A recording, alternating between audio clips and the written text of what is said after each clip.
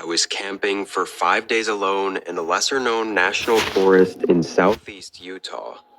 I was a very frequent camper, and while I'd never been to this exact spot, I had camped in areas around there before.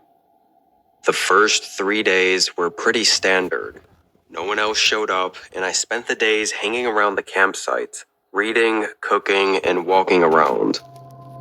On the third night, I had a nice, calm campfire going, and was trying to stargaze because the sky was clear, when all of a sudden the silence was interrupted.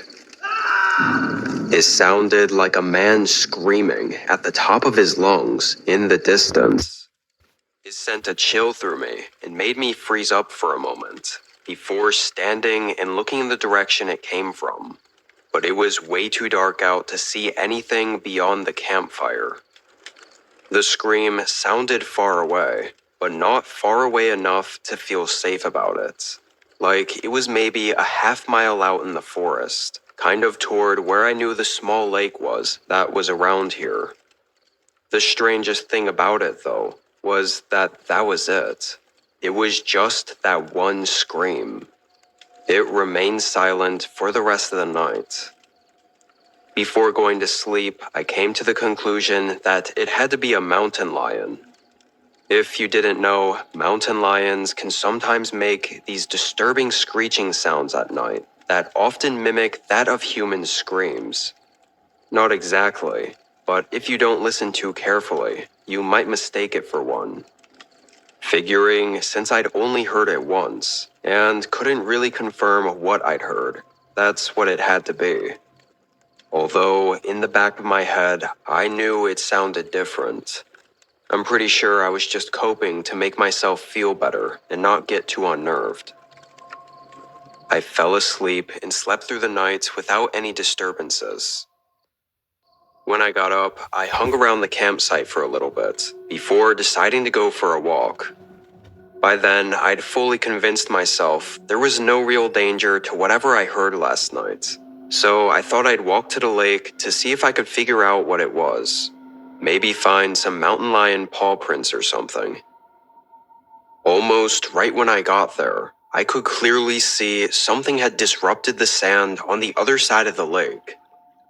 I walked around the border.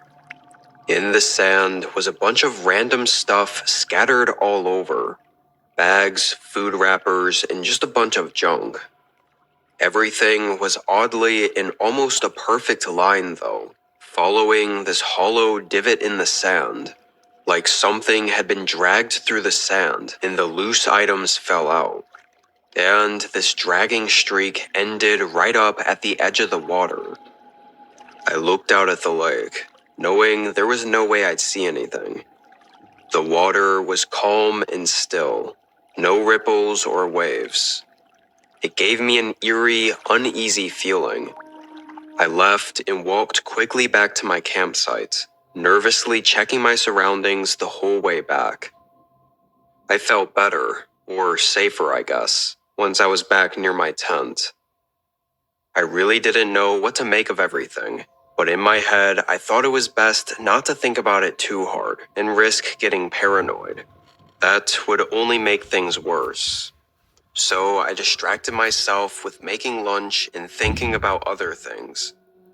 I refueled the campfire before it got dark and sat around it. About an hour into the night, though, I realized I had forgotten to collect a stash of sticks to keep the fire going with. So I got up and walked the perimeter of my campsite, grabbing any small, dry sticks off the ground. And that's when I heard a voice. A quiet whisper from the dark just ahead of me. I didn't have a flashlight on me, and it was pitch dark out there. And the voice was quick and quiet, not long enough for me to know exactly where it came from or even what they said. It didn't feel like they were talking to me, though. I got a little spooked and ran back to the campfire. As the minutes passed, I tried to reason with myself that it couldn't have been a person, that the wind had just made a strange whisper-like sound. But when I remembered the scream from last night, I could no longer convince myself, with all of these excuses, that I was safe. Someone was out there, watching my campsite. I stayed outside by the fire for another hour, trying to think over my options of what to do. Although, really, there were only two real options.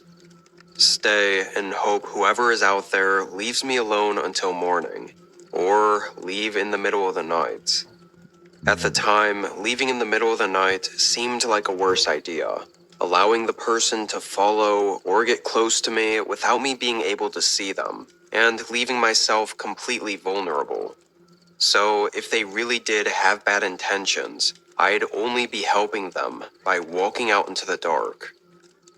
But when I went out to collect sticks earlier, I didn't get enough to last before hearing the whisper and running back. And now the fire was getting lower. I got up and walked to the edge of the light, beginning to reach down and get more sticks. I got maybe another hour worth of wood before I heard that voice again. This time, I had been smart enough to bring my flashlight with me, so I quickly shined it in the direction of the voice. It was very underwhelming, though. The light was almost useless, not reaching far and not brightening the area as much as I thought it would.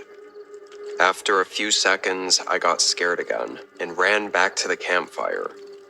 I tossed the sticks in the fire and made sure it stayed lit. The nerves kept building. I was genuinely fearing for my life and trying to keep it together. I mean, by this point, I'd put together the scream, the scattered items, and the drag marks by the lake, and now the voices outside of my camp. I got increasingly tired, but I didn't let my eyes rest for even a moment. I stayed up, and every hour I had to walk the border and get more wood for the campfire. And almost every time, I'd hear voices out in the dark. I counted 3 or 4 distinct voices, softly whispering back and forth, like they were alerting each other of what I was doing. It was very unsettling. The last 2 hours of the night, though, when I went out, I didn't hear anything.